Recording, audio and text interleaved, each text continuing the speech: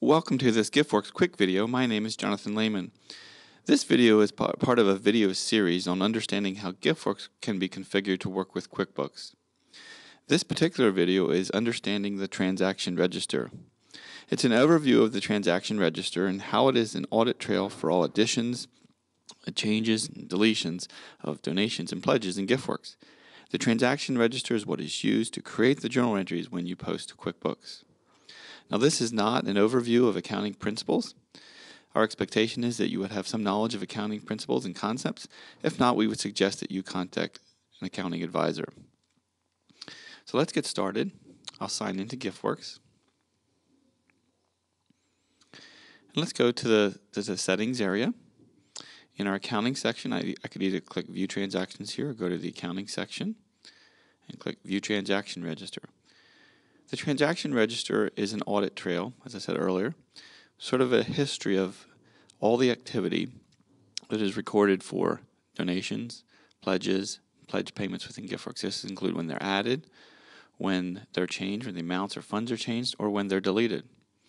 And this is what allows all that activity to be posted and updated to QuickBooks.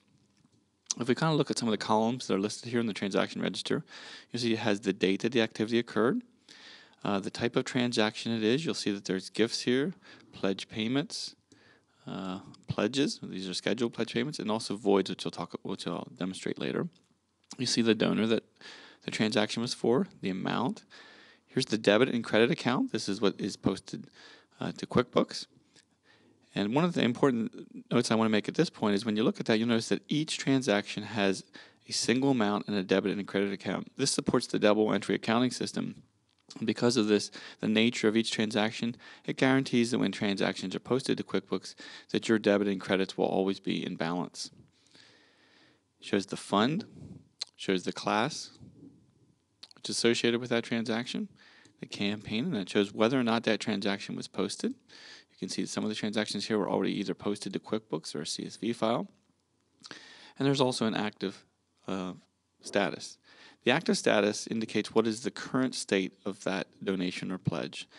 So since you can add a donation and make changes, transactions are created every time that occurs, and we're going to go through some examples of that. The active flag indicates what the current state of that donation or pledge is. One other thing I want to show you briefly before we get started is I'm going to go into the Manage Accounts and Funds section.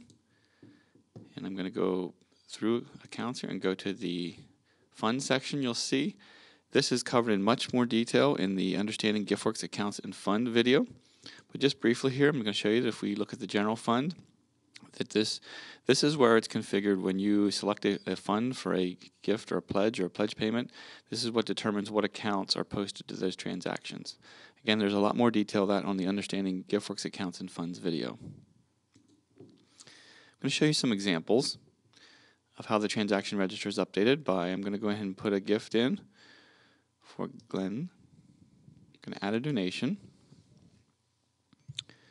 for $500 to the general fund. It's going to be a check. We'll go through.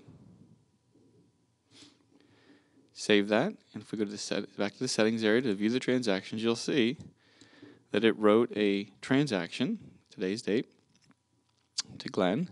You see the $500, and you'll see the accounts that came from that fund setup I showed you. So you can see it wrote a transaction, and that's currently, it hasn't been posted, but it's currently the active transaction for that gift. So that's pretty straightforward. Now, anytime you, as I said earlier, anytime you modify or delete a gift, it will register transactions. Let's see what happens if I would change the amount of that gift. Again, if I change the amount or the fund, either one of those could impact the accounting that would need to be updated in QuickBooks. So either one of those would affect create transactions. The example I'll show you is changing the amount. So if I go into this transaction, or this gift, and I edit it, and let's change the amount of this gift. Let's change it to $600. And save it. Let's go back to the settings area to view transactions. And let's see how GiftWorks handles that. One of the most important concepts to understand is that you'll see here's the original gift that we saw before. The first thing it does when you make any kind of a change like that is it voids out the original transaction. So you can see here that you have a void transaction of $500, and you can see how the original credit account is now the debit account and the original debit is the credit account. So those accounts offset each other and really would result in no impact to either of those accounts for those two transactions. The first thing is, see, both of those are no longer the active state of that. I'm sorry, I didn't go over there for now. That's the posted. Neither of those are the active state of that transaction. They're just reflecting activity that happened. The last transaction, and once it voids out the original transaction, is it creates a new transaction of $600, reflecting the new amount of the gift. And you can see that's now the active transaction. So rather than just writing an adjustment of $100, Giftworks handles all changes and deletes by always voiding the original transactions and then creating a transaction reflecting the current state. Let's do another example where I'm going to show you what happens now. So I have that gift for $600. If I go back in here and I actually just delete this gift, go back to Settings, View Transactions. You'll see what this did is this just wrote a void transaction.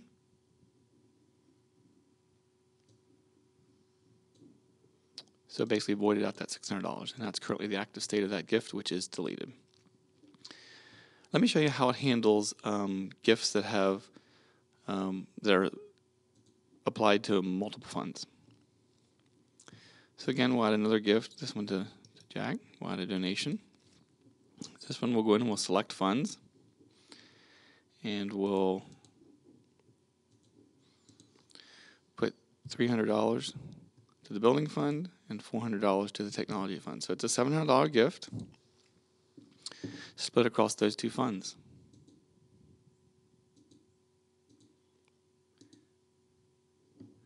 So if we save that,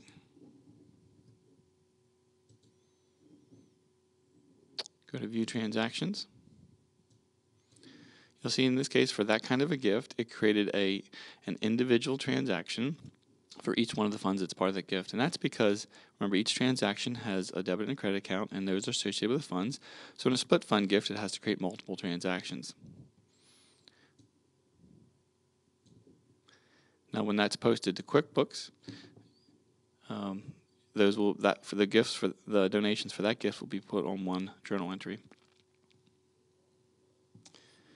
Let's review how it handles a pledge and pledge payments. So if I'll go in here and let's go to Quincy Carter here, and we'll add a pledge of $400, 2 payments. We'll save those. Let's just look at that a while. We'll go back into View Transactions. You'll see that it created, for each of those scheduled pledge payments, it created a transaction. So you have 2 transactions, each for $200. It's showing that the debit account is the pledge receivables account and the credit account is the pledge income account. So we're going to actually receive one of those pledge payments.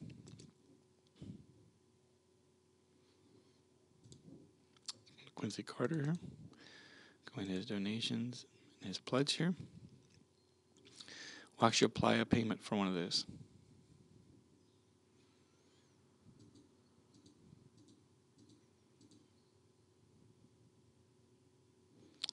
There's the settings area, view transactions. You'll see that in this case, what it did in a pledge payment, again using that same principle, it voids that original pledge payment, the scheduled pledge payment. So it voids out the pledge income that was the credit account becomes the debit account, and the pledge receivables on the credit account was originally the debit account. So it voids that out. So basically, it reverses out the impact of that transaction, and then creates a new transaction for the actual payment amount, which at this point the debit account becomes cash and the credit account becomes direct public support. So you can see basically how, again, it uses that same void principle. So we hope that this video has helped you in understanding how transactions are created based on the activity that you do within Giftworks. In future videos, we'll show you how these transactions are posted to QuickBooks. Thank you for watching this video.